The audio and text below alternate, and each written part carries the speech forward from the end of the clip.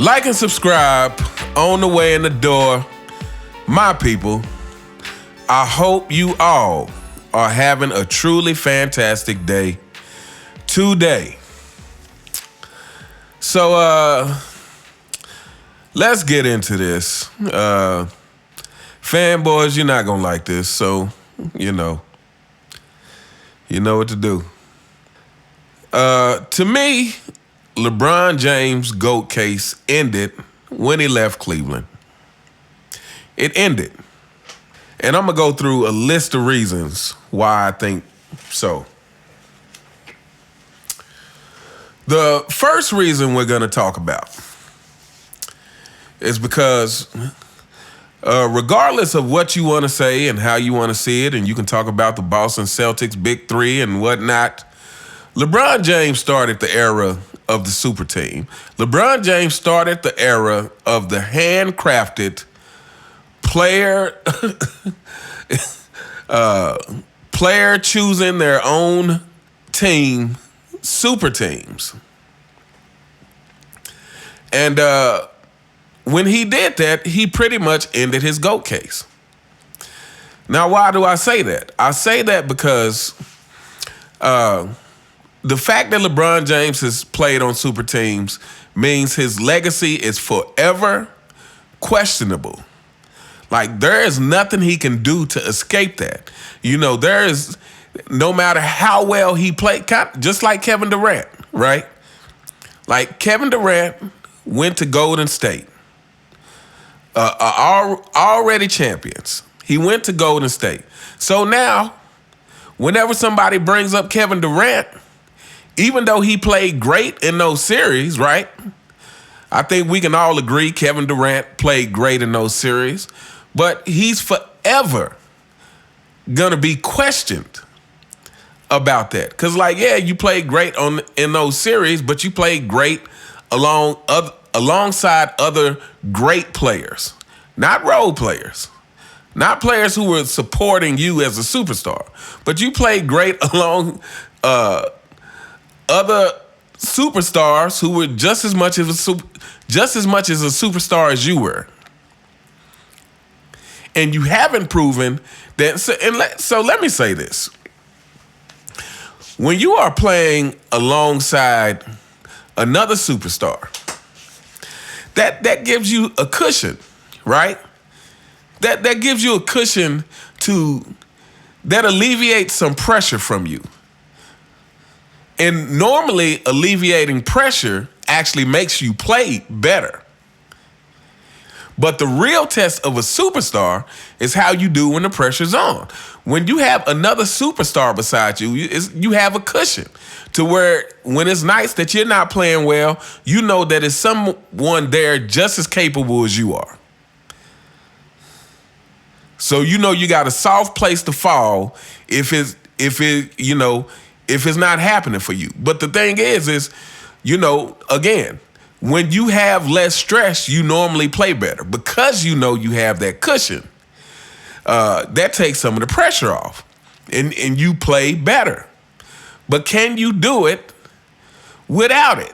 And so far, Kevin Durant has proven that he cannot. And so let's get back to the topic at hand. LeBron James.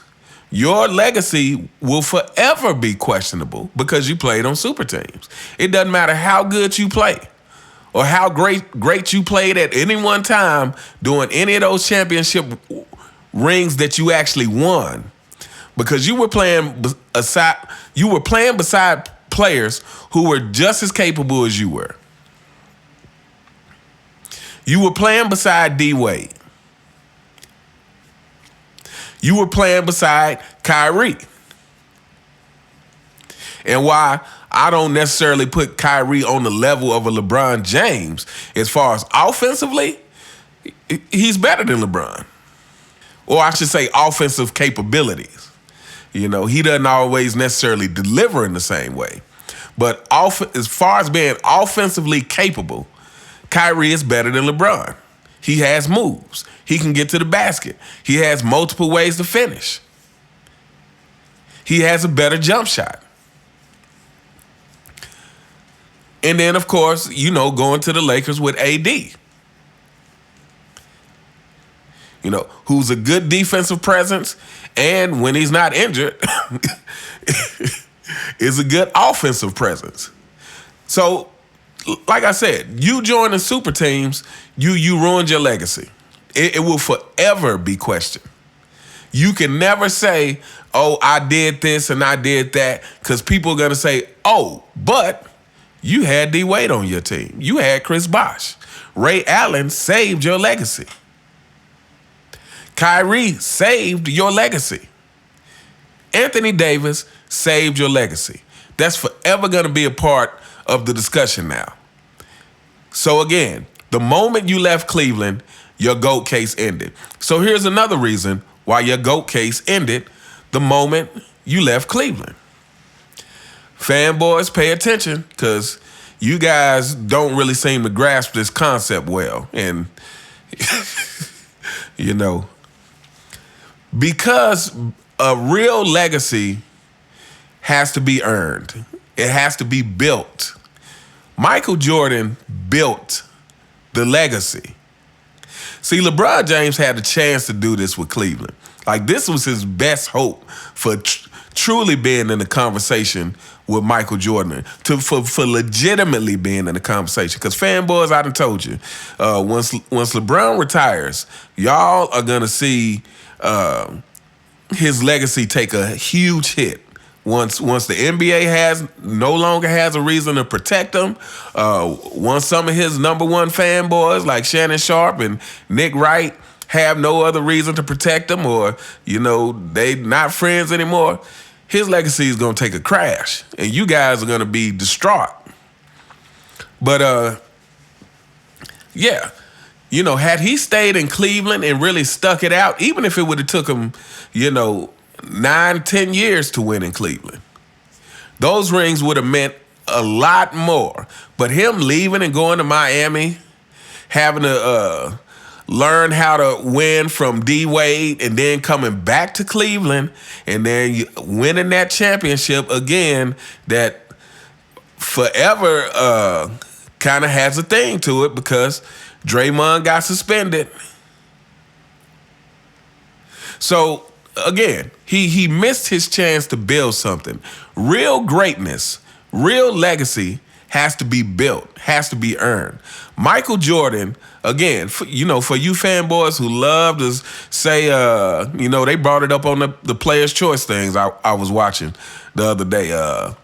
Nobody ever talks about Jordan's failures. No, y'all don't talk about Jordan's failures. Like, Jordan fans, again, we embrace his failures. That's part of the legacy. That's part of what he had to go through to get to what he became. That's part of what makes what he became so much greater. And so here, I'm going to say this. Fanboys, pay attention. Everything that surrounded Michael Jordan became great. But Michael Jordan is the common denominator. People talk about, oh, Jerry Krause was such a great GM or whatever. He picked Scottie Pippen, and he had Phil Jackson, who was such a great coach. And he had Nike, who put together this great campaign to make his shoes sell, and the NBA promoted him, and blah, blah, blah, blah, blah, blah, blah, blah. Mouth running nonstop on some nonsense. But the fact of the matter is Michael Jordan is the common denominator for all that. And shout out to Sports and Fitness Rants, because he brought this up. And, when people say Michael Jordan hadn't won without Scottie Pippen, you forget Michael Jordan won in college. Michael Jordan won in the Olympics. That was without Scottie Pippen. So Michael Jordan was already a winner. Scottie Pippen was not. But yeah, so remember that. Michael Jordan is the common denominator. Now, you can't say that for LeBron James. Now, here's the kicker, fanboys. Y'all, you're not gonna like this. But why is it that everything associated with LeBron James has a stain on it. Why is it that everything was associated with LeBron James is, didn't have good GMs, didn't have good coaches, didn't have this, didn't have that? I'm going to tell you why, fanboys. And when I tell you, you know it's the truth. It's going to hurt your heart. But this is the truth. If LeBron James was that guy, if LeBron James had built up an organization from his play because of the way he played the game, because he stuck with it, even if he had stuck with Miami, I mean, you left Cleveland. If he had stayed in Miami and was able to pull off, 5 or 6 championships. But had he done that, see, then people would be talking about, he had such a great coach in Miami. Or if he had stayed in Cleveland, he had such a great coach in Cleveland and he had this great front office. People would be saying all that because he won, fanboys. That's the difference between winning and losing. Remember, Phil Jackson hadn't won anything as a coach before joining the Bulls. Who was Phil Jackson? You guys love to talk about Phil Jackson and just this great coach, but you're looking at the finished product. Why does Phil Jackson get the 6 rings to begin with? Because of Michael Jordan. Why did Scottie Pippen become the player he became that made Jerry Krause look like he did a great job by picking Pippen? Because Pippen played with Michael Jordan, who wouldn't take, less than your 100%. So Michael Jordan is the common denominator in all this. And like I said, to get to that level of greatness, that has to be built. That has to be something that you start and you add a little bit each year. You add a little bit each year. You go through the failures, and you don't abandon ship. The moment LeBron James decided to do that, his GOAT case went out the window. Like, his GOAT case will forever, fanboys, I need you to listen to me on this because it's good medicine. You're not going to like the taste. But it's true in your heart. LeBron James will forever be stained from leaving Cleveland and joining the super team. You will never, ever, ever, ever be able to get around it. He didn't stay in Cleveland. And here's the thing, is Chicago was a worse off team than Cleveland was before Michael Jordan joined.